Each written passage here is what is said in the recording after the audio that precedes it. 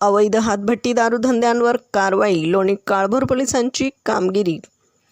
पुणे जिल्ह्यातील अवैध धंद्यांच्या समूळ उच्चाटन करण्याच्या पोलीस आयुक्तांच्या आदेशानुसार लोणी काळभोर पोलीस ठाण्याचे पोलीस निरीक्षक राजेंद्र पन्हाळे यांनी आलमगीर जामा मस्जिद परिसरात केलेल्या कारवाईत गावठी हातभट्टीची दारू 2,95,000 रुपये किमतीच्या मुद्देमालासह जप्त केली आहे.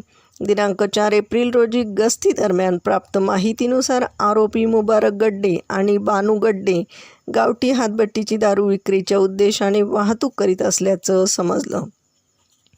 पोलिसांनी तात्काळ छापा टाकून आरोपींना ताब्यात घेतले.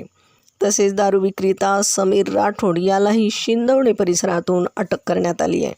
याबाबत लोणी काळभोर पोलीस ठाण्यात गुन्हा रजिस्टर नंबर 139 महाराष्ट्र दारूबंदी अधिनियम कलमान्वये गुन्हा दाखल करण्यात आला आहे. सदरची कारवाई पोलीस उपायुक्त राजकुमार शिंदे, सहाय्यक पोलीस आयुक्त अनुराधा उदमले, पोलीस निरीक्षक राजेंद्र पन्हाळे, स्मिता पाटील यांच्या मार्गदर्शनाखाली दिगंबर सोनटक्के यांच्यासह लोणी काळभोर पोलीस पथकाने केली आहे. प्रतिनिधीसह महाराष्ट्र जनता न्यूज पुणे. महाराष्ट्राचा बुलंद आवाज. क्षणोक्षणी अपडेट.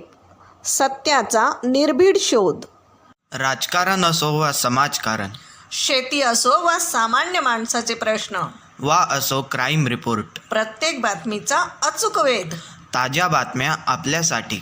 पाहत रहा महाराष्ट्र जनता न्यूज. महाराष्ट्र जनता न्यूज नंबर 1 चॅनल. आजच लाईक, शेअर आणि सबस्क्राईब करा.